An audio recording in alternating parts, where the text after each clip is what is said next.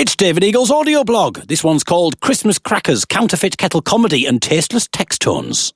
During Christmas dinner, post-Christmas cracker pull, I began to muse about the people who write the jokes for Christmas crackers. Does a Christmas cracker company just commission one person to do it? Or is there a whole team of people? Is it a work-from-home job? Or is there a room crammed full of frustrated, embittered writers who failed the audition to write for Mock the Week?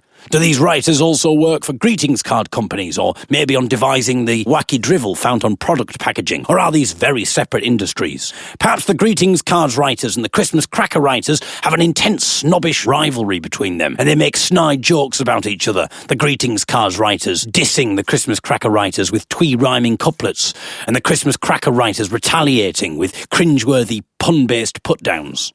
I wonder how much a Christmas cracker writer gets paid. If the money is good, then perhaps I might offer to lend my talents to the Christmas cracker joke writing industry. Obviously, the money would have to be pretty good, bearing in mind that I am currently working as a folk singer, and so naturally I'm raking it in. I have come up with a few jokes that I think would make for a better Christmas cracker experience than the one that we had this year. I'm considering creating my own Christmas cracker range. My Christmas crackers would be a lot more environmentally friendly than other Christmas crackers because I wouldn't bother with the hats or any of the paraphernalia. Just the joke. Now, you might feel like this is shortchanging people, but you haven't heard my jokes yet. But I'm sure that when you do, you'll appreciate the jokes are good enough to stand alone as a sole item of the Christmas cracker, and that any other frippery such as hats and toys would merely get in the way of people fully experiencing the joke. It would be a shame to dilute the joke's power with extraneous bump. Extraneous Bump, great band. There's a John Peel, and now in session on Radio 1, Extraneous Bump. In fact, I'd suggest that you should pull my Christmas cracker a good half an hour before sitting down to Christmas dinner, because people would be so overcome by the brilliance of my joke that they would want to discuss it at length. They'd want to share how it made them feel on a deep spiritual level, and how their lives are fundamentally, irrevocably changed as a result. It would be a shame for someone to put all that effort into making Christmas dinner, only for it to go cold because everyone is too busy talking about the joke to eat. Obviously, I will include all of these guidelines on the packaging, so that people know what they're getting before they pull. Although, to be honest, no amount of preliminary warnings are going to be able to prepare people for what they're about to experience.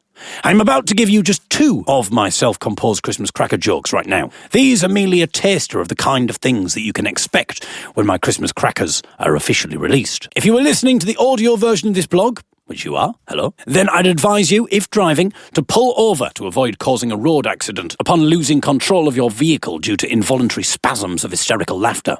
Okay, I have done my best, I've done all I can to warn you. Let's get to the jokes. Joke 1. What does a Buddhist eat for breakfast? Omelette. Joke 2. Did you hear about the scientist whose trousers fell down? He won the Nobel Prize. Sorry, I've just realised I should have really done a warning for those people with heart conditions. Hopefully you were all still okay. Those jokes are apparently so incredible that recent research indicates that they have the power to take your mind off depressing Brexit-based thoughts for at least 40 seconds. Thank you to Sam, who commented on last week's blog post about niche aquatic porn. He says that he would like to have me saying the words niche aquatic porn as a text tone.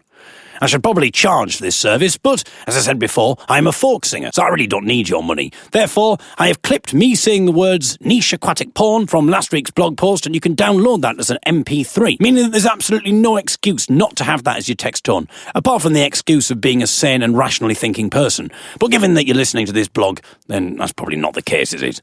If you want the MP3 as your ringtone, then you can go to the written version of this blog post on my website, davideagle.co.uk, find this blog. The MP3 is there. This is what it sounds like. Niche aquatic porn. Niche aquatic porn. Imagine that going off. So you can have that as your ringtone. Sam, if you get it, let us know how you get on. You never know, you might happen to be sitting next to someone on the bus. They hear that text tone, and they just so happen to be a David Eagle blog listener. Are you Sam? They tremulously inquire, unable to believe that this is occurring. Then you confirm that you are indeed Sam, leading the person to swoon with this astounding news.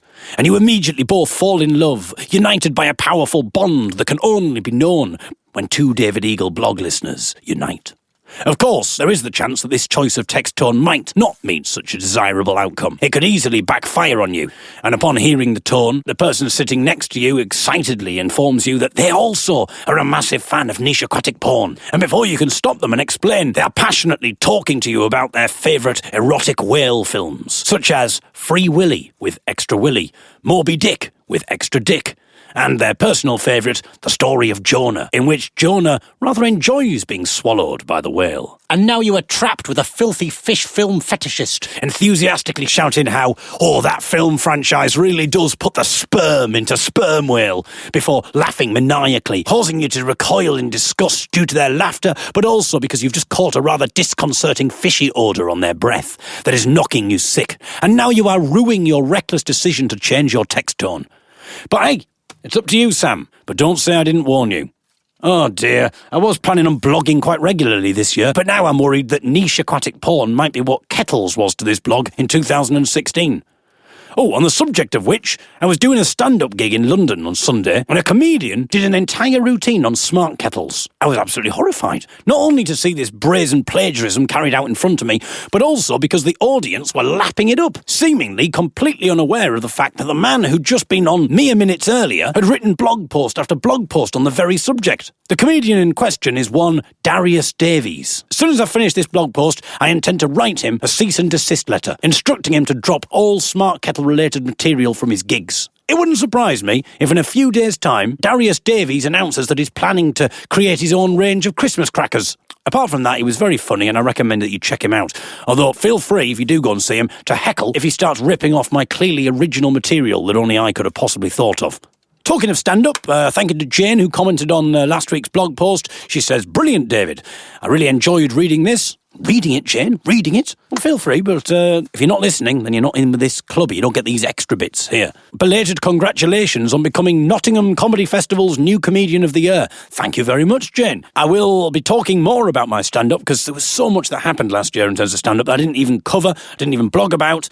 Loads of stories, and there's loads of stand-up going on this year, and there's always stuff to talk about. You have to kind of be careful about what you can and can't talk about, because if you start talking about other comedians, or you start talking about organisers and promoters and that kind of thing, then you could make yourself quite unpopular. But I've got loads of stories to impart, which I will do over the course of these next few months. Karen replied to last week's blog post, Kerris Matthews and Sexy Fish, when we were talking about Michael, fellow Young 'Uns member, who always brings his pillows with him whenever he travels. He brings 2 pillows with him. She says, "Leave Michael be. I'm with Michael on the pillow front. I also travel the world with my pillow. Not quite as extravagant as Michael's 2 pillows, but my pillow just the same." Now, the thing is, Karen, it started out with Michael with 1 pillow. That was last year. Now, this year, it's moved on to 2 pillows, and I'm sort of worried that next year he's going to move on to bringing his whole mattress with him as well. We're doing like some gigs in Belgium next year, and obviously things are a little bit up in the air because we're not sure how, what we're going to need to travel around Europe next year. So I think it's going to be complicated enough with Brexit and travelling around without having to get another visa for Michael's mattress. But thank you anyway, Karen, and thank you to everybody else who commented. I mean, other people just said things like brilliant blog and that kind of thing, so I'm not going to read them out. I'm not Steve Wright. Thank you for listening. I'll be back very shortly because I've got loads of things to talk to you about. Till then, goodbye.